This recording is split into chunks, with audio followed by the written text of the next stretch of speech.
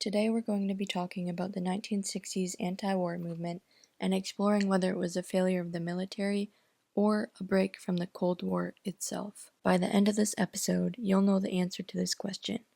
Was the growing anti-war movement primarily a reaction to the military's failure in Vietnam, or was it a deeper rejection of the Cold War containment policy itself?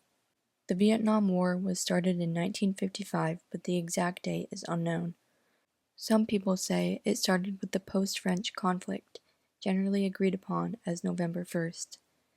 A couple main reasons for this war was due to Vietnamese nationalism for independence from colonial rule and the Cold War geopolitical rivalry, where the United States sought to prevent the spread of communism.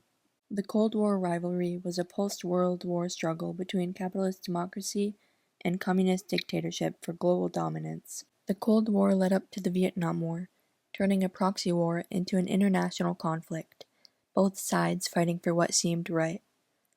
Oxford Dictionary defines proxy war as a war started by a major power that does not itself become involved. Simply put, countries were fighting indirectly through other countries. President Truman thought the USSR's intentions were to dominate the world. But before they could do that, they first had to take over and isolate the Soviet people from the world. He had reason to suspect that the Kremlin did not feel secure at home.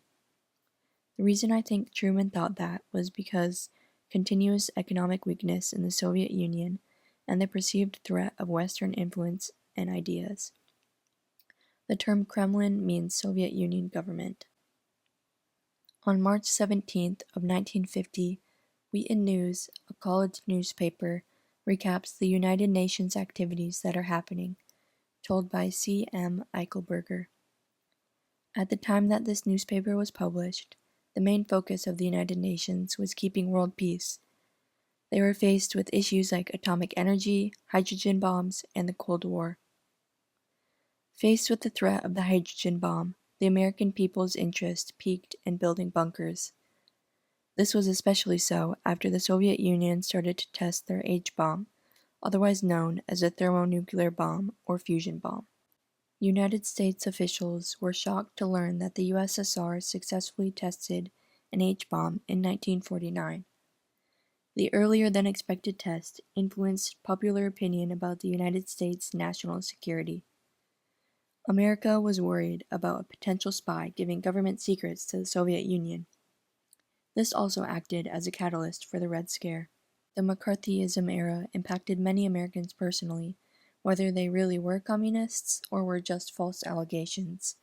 The advancement of communism around the world convinced many Americans that there was a big chance that Reds, or communists, were taking over the country. A well-known case that happened during McCarthyism is the Rosenberg case. To the public, it seemed like the United States government had given death sentences to a couple with a lack of evidence. The Rosenberg case made Americans feel that their friends and family were just as likely to be accused as communists as anyone else. This helped further government distrust because of the little to none evidence that was provided.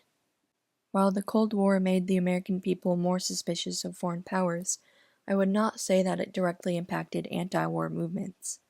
With the Soviet Union backing the spread of communism, it was only a matter of time before the USSR helped sustain communism in Vietnam. Before the Tonkin Gulf incident, involvement for the United States was mostly advisory. As news of the Tonkin Gulf attack reached Washington, Congress passed the Tonkin Gulf Resolution to President Johnson. This pushed the war forward, indirectly causing the anti-war movement. Initially, most Americans were supportive.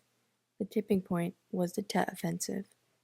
This attack happened during a one-day truce on Tet, a Vietnamese holiday. Walter Cronkite, a well-known CBS reporter for over 2 decades, journeyed to Vietnam once he learned about the attack. Cronkite had also reported on significant historical events, thus giving him credibility for the majority of the public.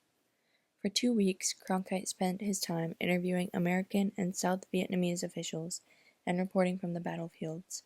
A month after the attack, Cronkite came back pessimistic, saying the war was unwinnable. Walter Cronkite, being so against the Vietnam War, helped shift the American public towards less support for the war. This was the first war to be broadcasted, so seeing the difference between what the government was saying and what was being broadcast was contradictory. Seeing graphic images of civilians and soldiers, both domestic and foreign, in your living room is a big difference than reading and seeing it in the newspaper. Having been told by the government that the United States was winning, people were shocked to find out that it wasn't the case. As dissent about the war grew, soldiers abroad started to self-sabotage. In June of 1971, 3 years before the United States pulled out of the war, Armed Forces Journal published an article entitled "The Collapse of the Armed Forces," which stated, "The morale, discipline, and battle-worthiness of the U.S. Armed Forces are, with a few salient exceptions, lower and worse than at any time in this century and possibly in the history of the United States." Heinel isn't optimistic about the military in Vietnam, and neither is the general public happy with the war or the soldiers, because, through broadcasting, they're transported to the war and its grotesque scenery. Many soldiers feel the same way. They don't want to be a part of the war. They turn to drugs, fragging, and significant rates of going AWOL. According to a 1971 report by the Department of Defense, 51% of the armed forces had smoked marijuana, 31% had used psychedelics such as LSD, and an additional 28% had taken hard drugs, such as cocaine and heroin.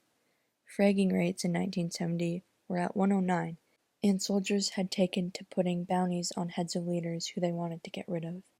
In conclusion, I would say that the Cold War didn't cause the anti-war movement, but did eventually lead to it through the Vietnam War. The American public dissented with the government about involvement in the Vietnam War.